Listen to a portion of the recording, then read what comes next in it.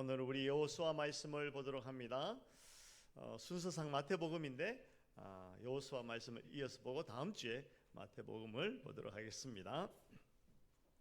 지난번에 여호수아와 이스라엘 백성들이 요단강을 건넜어요. 요단강은 그냥 건널 수가 없습니다. 물이 철철 넘치기 때문에 그냥 건널 수가 없어요. 어떻게 보면 불가능한 일입니다. 그러나 하나님께서 불가능을 가능으로 바꾸셨죠. 어떻게 하셨습니까? 하나님께서 요단강을 쫙 갈라서 그 바닥을 바람을 불어서 말려버리시고 이스라엘 백성들은 걸어서 요단강을 건너가게 됩니다. 불가능한 일처럼 보였던 그 요단강 도하가 이루어지게 되죠. 마치 인천 상륙작전 같아요. 인천 상륙작전 할 때 그랬다고 그러잖아요. 그런 일이 벌어진 것입니다. 이제 이스라엘 백성은 길갈에까지 도착합니다. 길갈이 어디냐면 여리고성 북동쪽에 있는 땅인데 여리고성이 아마 멀리 내다 보이는 그런 곳입니다. 많은 백성들이 가서 그 평지에 아마 쭉 진을 치고 있었고 그 여리고성에서도 이스라엘 백성들이 왔다는 것을 이제 알게 되는 그런 지점이죠. 멀리서 보이는 적의 성 앞에 진을 치게 된 것입니다. 자, 이제 전쟁이 이제 시작됩니다. 그런데 전쟁의 양상이 좀 특이합니다. 특이한 양상으로 흘러가게 되는 것을 보게 됩니다. 1절을 보시면 요단 서쪽에 아모리 사람의 모든 왕들과 해변에 가난 사람의 모든 왕들, 가나안에 있는 모든 왕들을 이야기하는 것입니다. 왕들이 어떻게 되었습니까? 여호와께서 요단물을 이스라엘 자손들 앞에서 말리시고 우리를 건너게 하셨음을 어떻게 듣고 그들의 마음이 녹아버렸어요. 더운 날 아이스크림 녹듯이 싹 녹아버린 것입니다. 또 그들의 이스라엘 자손들 때문에 그들이 정신을 잃었더라. 여러분, 이쯤 되면 전쟁이 될까요? 안 될까요? 전쟁이 되겠습니까? 안 되겠습니까? 안 되는 것이죠. 아무리 튼튼한 성을 가지고 첨단 무기를 가지고 있다 할지라도 이미 사기가 완전히 땅에 떨어져 있어가지고 이제 우리는 죽었구나 하는 그 사람들이 어떻게 전쟁을 하겠습니까? 여리고 성은요, 그 당시에 가장 강한 성이었어요. 그리고 아주 대단한 무기도 가지고 있었을 것입니다. 그러나 아무 쓸모가 없어지는 것이죠. 그 마음이 녹아버렸는데 무엇을 할 수가 있겠습니까? 그리고 정신이 혼미해졌어요. 아무것도 못하는 것이죠. 툭 밀면 와르르 무너지는 그러한 모습을 하고 있는 것입니다. 그런데 여러분, 이러한 것이 여호와의 성전의 특징입니다. 여호와께서 성전, 거룩한 전쟁을 하시는 특징이 바로 이러한 것입니다. 무엇이냐면 이스라엘 백성들이 한 일이 있나요? 없었죠. 이스라엘 백성은 아무것도 한 것이 없습니다. 여호와께서 먼저 앞서 행하셔서 그곳에 가셔서 하나님의 크신 일을 보여주심으로 이미 전쟁은 끝난 겁니다. 해보지도 않고 끝났어요. 두려움이 그들 가운데 압도한 것이죠. 그래서 그들이 사시나무 떨듯이 벌벌벌 떨고 있는 그런 모습이 나타납니다.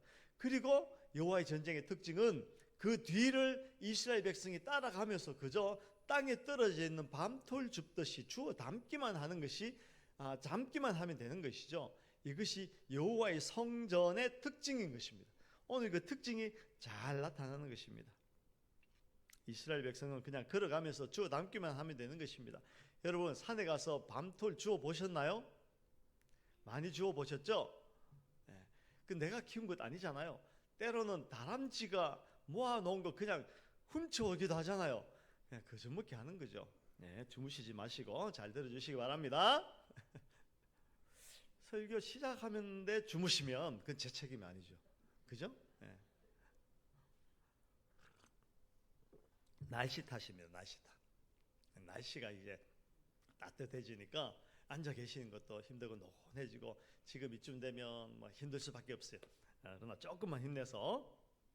자, 여기서 우리가 잠깐 생각해야 될 것이 있습니다. 뭐냐면 여호와의 성전에 참여하면 얼마나 신나고 즐겁겠습니까? 놀랍겠습니까? 그러나 아무나 참여할 수는 없어요.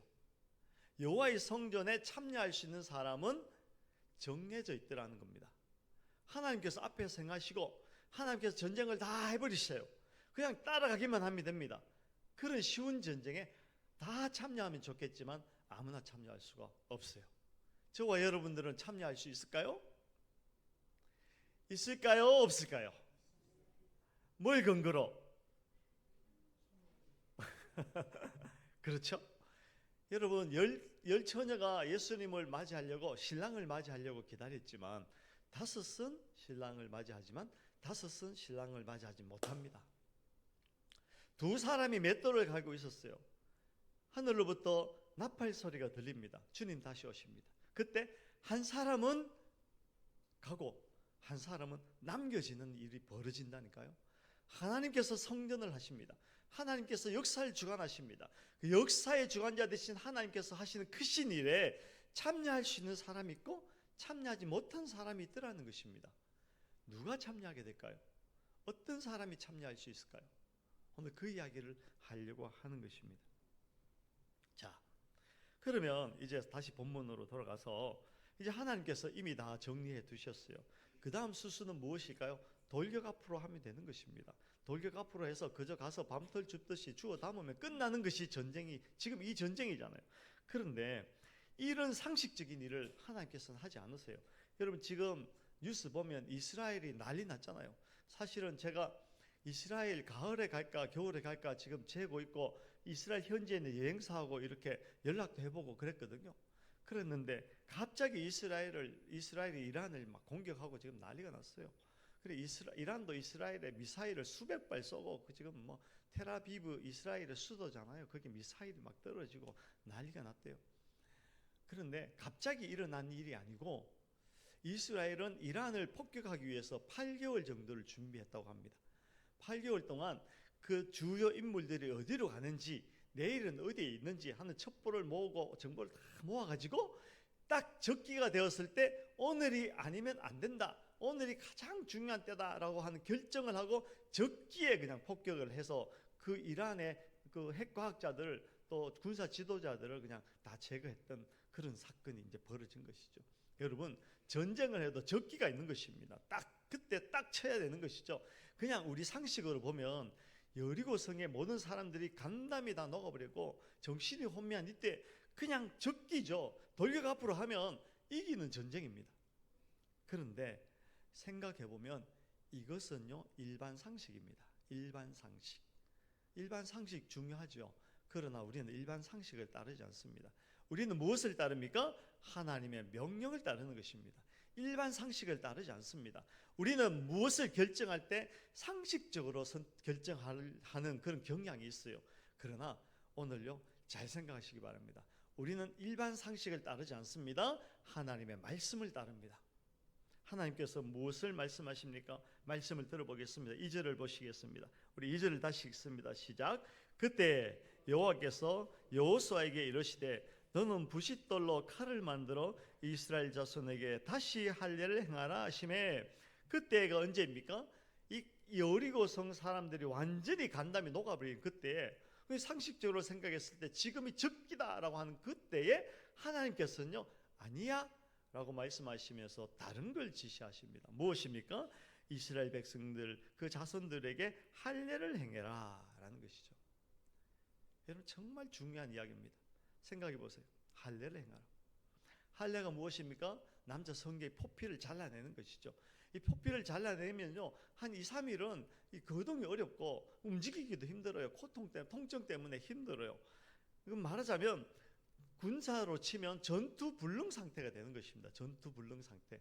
성경에 그런 예가 있었어요. 야곱의 아들이 12인데 딸도 있었어요. 딸 이름이 디나가 너무 이뻤습니다. 너무 이뻤는데 세겜이라는 사람이 보니까 너무 이쁘고 헌모할 만해서 쫄쫄 따라다니는데 사랑을 고백해도 들어주지 않으니까 그만 안타깝게도 강간을 하고 마는 거예요. 안타까운 일이죠. 그런데 그 집안에서 그 사실을 알고는 그 세겜의 아버지가 그 야곱을 찾아가서는 이런 일이 벌어졌는데 제가 책임지겠습니다. 우리 혼인합시다. 이렇게 이야기하는 거예요. 딸을 주십시오. 우리가 잘 며느리를 맞아드리겠습니다. 라고 하죠. 열받았지만 어떻게 하겠어요. 그때 이 야곱의 아들 중에 레위와 시몬이 제안을 합니다. 뭐 그거 좋습니다. 그러나 혼인을 하려면 우리와 같이 되어야 합니다. 그 이스라엘 유다 백성들은 다 할례를 했거든요. 당신들도 다 할례를 하면 우리가 이제 혼인하겠습니다 라고 이야기를 하죠. 꾀를 낸 것입니다. 그러자 이 세겜의 아버지 하몰이 온 집안을 다 불러놓고 다 할례를 행합니다. 그런데 3일째 되는 날 다들 남자들이 그냥 전투 불능 상태에 되어 있는 그때 레위와 시몬이 칼을 차고 가서 그 집안을 진멸해버립니다. 도륙을 해버립니다. 왜냐하면 전투 불능 상태니까. 물론 이것 때문에 야곱이 진노를 합니다. 어떻게 그럴 수가 있냐고. 그런데 무엇입니까? 할례를 하고 나면 전투 불능 상태가 된다는 것입니다. 그런데 하나님께서 왜 지금 그냥 가서 그냥 밤톨 줍듯이 죽기만 하면 되는 이 상황에서 멈춰 세우고 할례를 행하라, 전투 불능 상태가 되어라 라고 하시는지, 그걸 우리가 잘 생각해 봐야 됩니다. 전투 불능 상태에 빠져 있는 이스라엘 백성들, 여리고 성 사람들이요, 이렇게 내려다보다가 지금이다, 지금 우리가 내려가면 우리가 지금 이길 수 있겠다, 역전시킬 수 있겠다라고 생각하지 않겠어요? 일반 상식입니다. 이것이 오늘 설교의 핵심입니다. 잘 생각하시기 바랍니다. 하나님께서 왜 할례를 행하라고 하셨는가? 처음 할례를 행한 때는 성경에 보면요, 창세기 17장에 나옵니다. 창세기 17장에 하나님께서 아브라함에게 할례를 행하라라고 말씀하시죠. 하나님께서 아브라함에게 약속해 주셨습니다. 너는 본토 친척 아비 집을 떠나라. 그러면 내가 땅을 주고 자손이 많게 하겠다라고 약속하셨잖아요. 그런데 99세가 될 때까지 아들이 없었어요. 이스마엘은 태어나서 벌써 10대가 되었는데 약속의 아들은 없는 상태에서 드디어 99세가 되었을 때 하나님께서 말씀하십니다. 내가 너에게 했던 약속을 다시 확인시켜 주겠다 라고 하시면서 너는 이제부터 아브라함이 아니라 아브라함으로 계명을 하고 너는 열국의 아비가 될 것이고 너를 통하여서 열국이 나고 많은 왕들이 날 것이다 라고 언약을 확인해 주시면서 내년이면 사라의 사이에서 아이가 태어날 것이다 라고 말씀하시죠. 그러면서 하나님께서 아브라함에게 한 가지를 말씀하십니다. 요구하십니다. 무엇이냐면 내가 준 이 언약을 너희가 마음에 확실하게 새기는데 어떻게 새기냐면 할례를 행함으로 네 몸에 증표를 가져라. 그래. 이게 창세기 17장에 12절 보면 12절에 그런 말씀이 나옵니다. 너 이 할례는 언약의 징표다. 창세기 17장에 보시면 그게 언약의 징표다 이렇게 말씀하십니다. 무엇입니까? 할례를 행한다라는 것은 맞습니다. 하나님께서는 언약하시는 분이고 하나님께서는 언약하신 대로 행하시는 분임을 내가 확실히 믿습니다, 신뢰합니다 라는 표를 가지는 것입니다. 할례를 행한다는 것은 이제 나는 하나님의 언약 백성으로 살기를 원합니다 라는 것이고, 하나님의 할례를 행한다는 것은 내가 설령 이해되지 않는 상황이 온다 할지라도 하나님께서 언약하셨기 때문에 나는 그 언약대로 살겠습니다 라는 것을 내 몸의 표로 가지는 것입니다. 요즘 제가 유럽에 가보면요, 사람들이 온통 몸에 그냥 얼마나 문신을 하는지, 정말 이쁜 아가씨가 있었는데 몸에 온통 문신을 해갖고 제가 정내미가 떨어져가지고. 근데 거기 보면 요즘은 문신이 옛날처럼 그런 이미지는 아닌 것 같아요. 근데 거기 보면 막 정표로 하는 문신도 있잖아요. 애인 이름 막 새기고. 근데 그 헤어지면 어떡하지? 그런 정표로 몸에 이제 흔적을 가지는 그런 것 비슷하다는 것이죠. 하나님께서 할례를 행해라 라고 하는 것은 하나님께서 나에게 해주신 그 언약이 그렇습니다, 맞습니다, 하나님의 언약대로 되어질 줄 믿고 나는 그 언약 백성답게 살기로 작정합니다 라는 표를 자기 몸에 가지는 것이 할례라는 것입니다. 할례. 그러니까 정말 중요한 것이죠. 이 할례가 언제 다시 행해지냐면요, 집단적으로 출애굽할 때 행해집니다. 하나님께서 출애굽 마지막 그 10번째 재앙을 이스라엘 백성 가운데 또 애굽 가운데 내리시는데 이런 규례를 만드시죠. 양을 잡아서 그 밤에 구워서 먹고 그 양의 피를 좌우문설주와 임방에 바르면 하나님께서 초태생들의 생명을 다 거두는 주의 사자를 보내셨을 때 그 양의 피를 발라놓은 집에는 그 주의 사자가 어떻게 해요? 넘어간다. 그러므로 너는 오늘 내가 가르쳐준 이 규례를 다 지켜 행해라 라고 하시면서 그 규례대로 유월절을 만들어 주십니다. 이스라엘 백성들은 유월절을 그때부터 지키게 됩니다. 그런데 한 가지 조건이 있다. 유월절을 지키려면 그 언약을 확실히 믿습니다라는 증표를 너 몸에 새겨라. 그것이 할례라는 것이죠. 그래서 이스라엘 백성들이 출애굽하기 전에 다 할례를 행합니다. 심지어 이방인들도 이스라엘에 편입되기를 원한다면 할례를 행해야 됩니다. 그것이 할례라는 것이죠. 할례는 언약의 표입니다.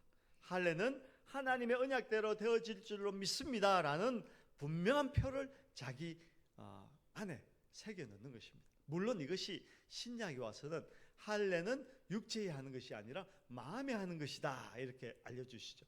마음의 할례가 진짜 할례다 이렇게 말씀하시죠. 어쨌든 출애굽기 12장에 가서 그렇게 할례를 행합니다. 할례가 얼마나 중요한지 모릅니다.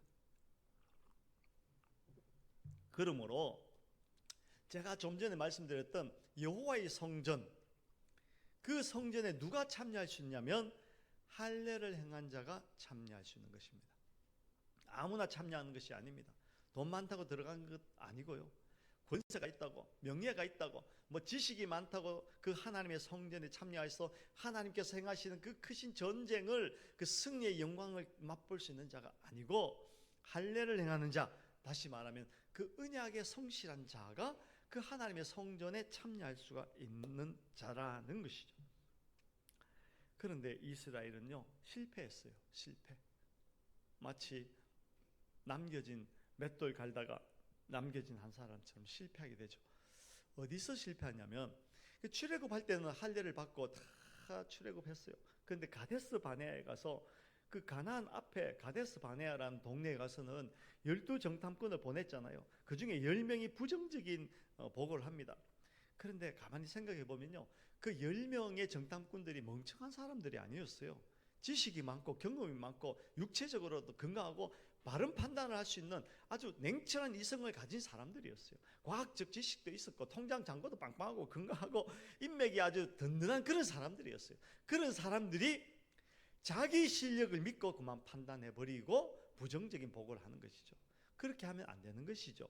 반대로 2명은 어떻게 했습니까? 하나님께서 주신 언약 문서를 내어놓고 그것을 읽으면서 이 언약에 충실해야 된다. 우리가 언약 백성 아니나 우리가 할례를 받는 자들이 아닙니까? 이 하나님께서 주신 언약 문서대로 우리가 하면 그들이 우리가 밥이 됩니다 라고 했는데 10명이 언약 문서, 언약에 성실하지 않고 어떻게 했어요?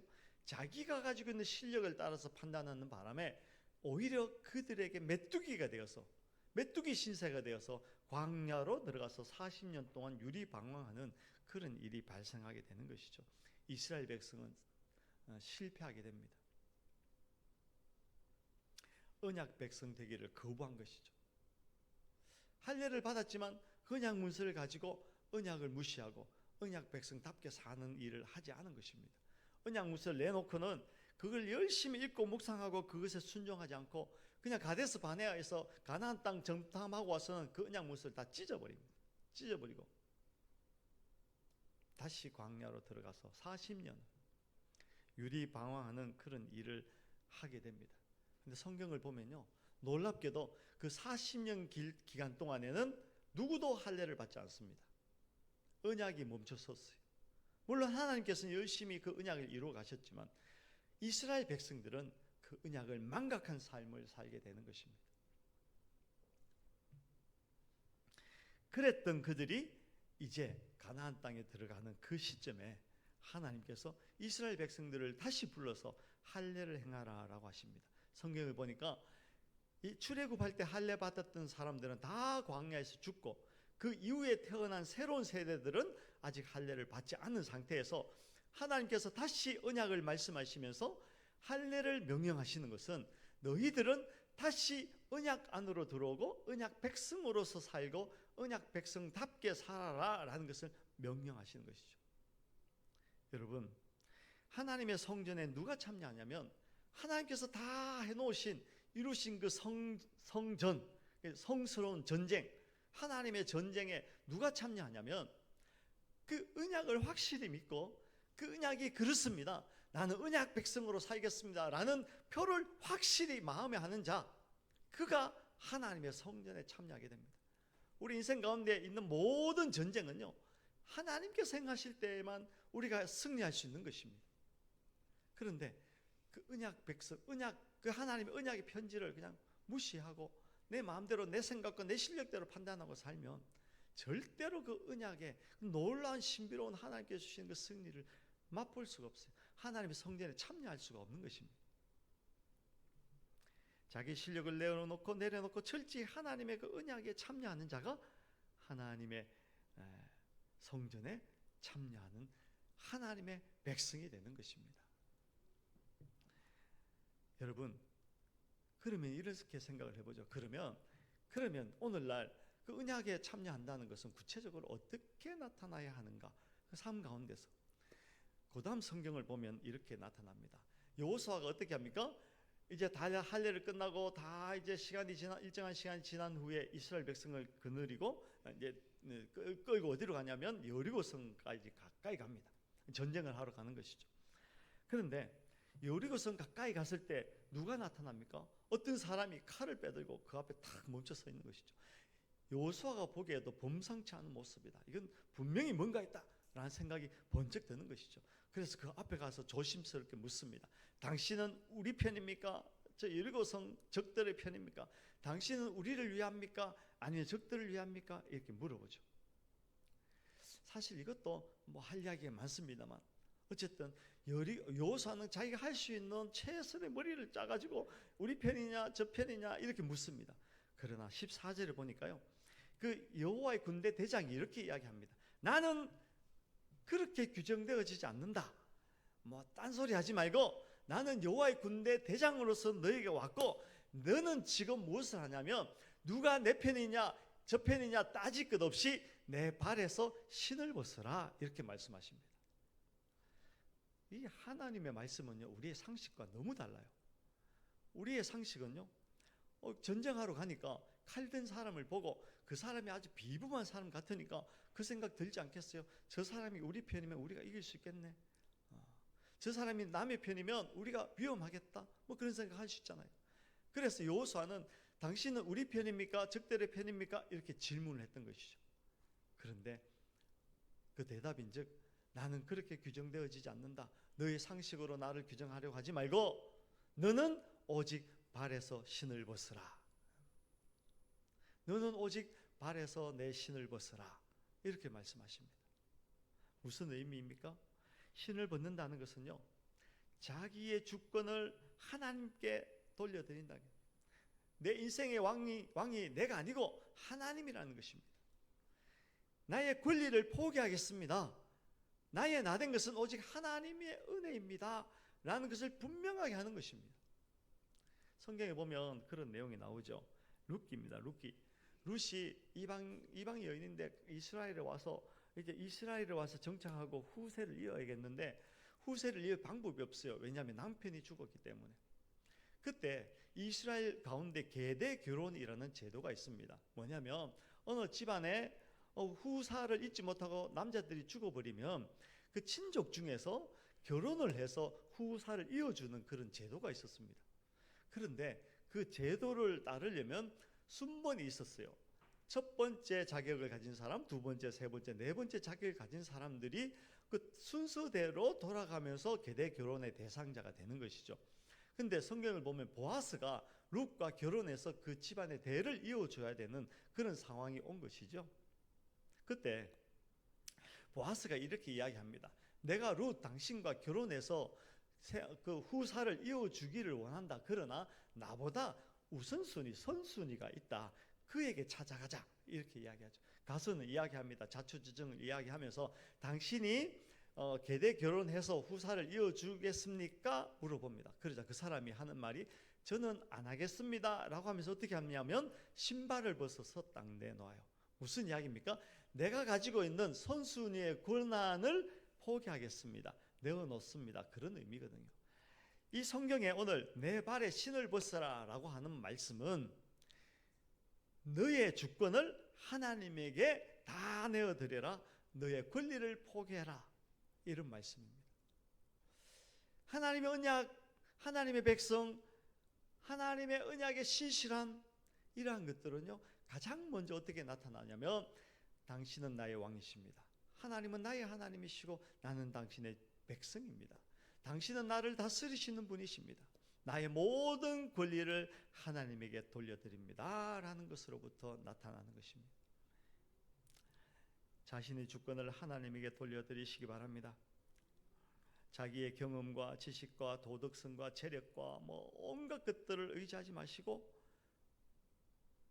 그것들을 내 것이다, 내가 어떻게 조정하여서 이것 통하여서 무엇을 이룰 수 있다 라고 착각하지 마시고 그 모든 것들을 하나님에게 돌려드리시기 바랍니다.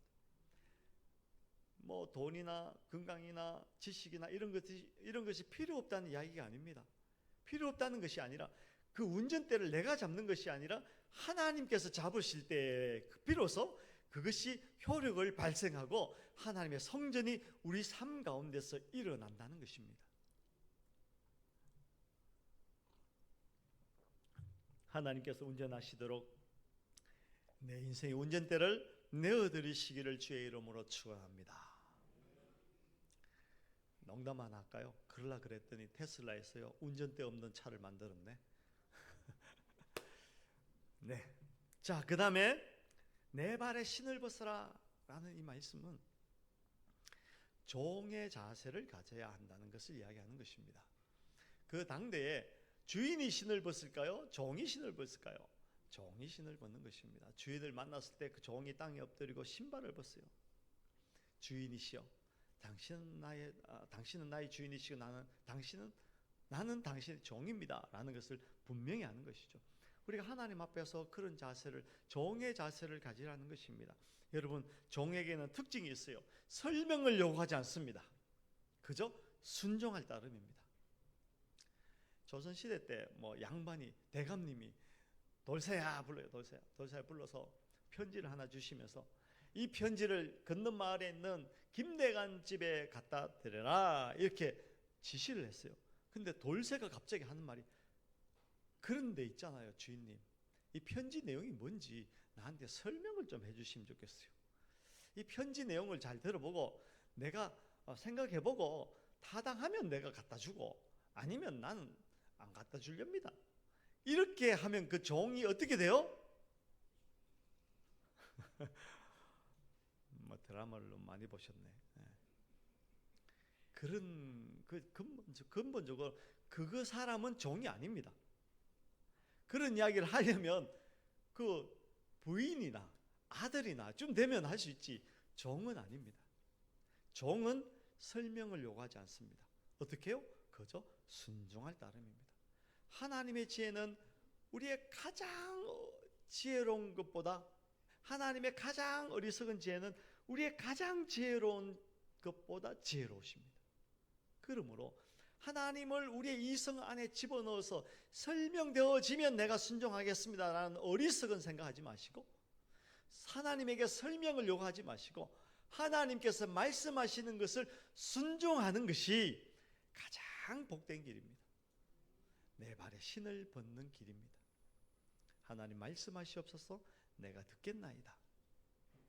비록 때로는 설명되어지지 아니하고 이해되어지지 않는다 할지라도 하나님 말씀하시니 내가 듣겠나이다, 내가 순종하겠습니다.